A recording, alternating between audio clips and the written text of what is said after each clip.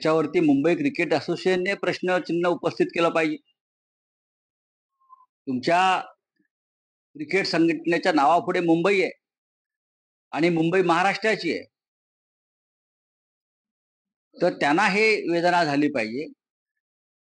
त्या मुंबई क्रिकेट असोसिएशनच्या कार्यकारिणीवरती अनेक मराठी लोक आहेत, त्यात शिवसेनेचीही लोक आहेत ना.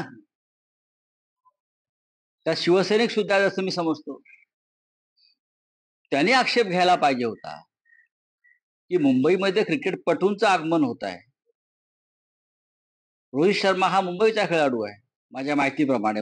मला क्रिकेटमधलं फार ज्ञान नाही, पण बोरिवलीतला आहे तो.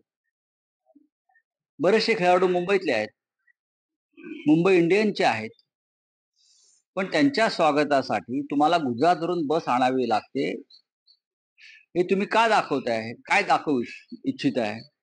यापूर्वी सुद्धा अशा प्रकारचे संघ किंवा अशा प्रकारचे उत्सव झाले तेव्हा मुंबईनं त्यांचं जोरदार स्वागत केलंय. मुंबईच्या ताफ्यामध्ये, बीएसटीच्या ताफ्यामध्ये अशा प्रकारच्या बसेस आहेत.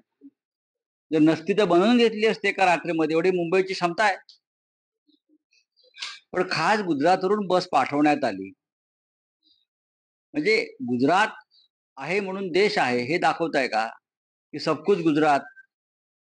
बनारसमध्ये मोदी यांना जो पराभवाचा सामना म्हणत नाही, पण जो निसटता विजय त्यांना मिळाला आणि पराभव होता होता वाचला, तो ह्यामुळे वाराणसी मधली सगळे ठेकेदारी गुजरातच्या लोकांच्या हातामध्ये. माझा प्रश्न संपलेला नाही, उत्तर संपलेलं नाही.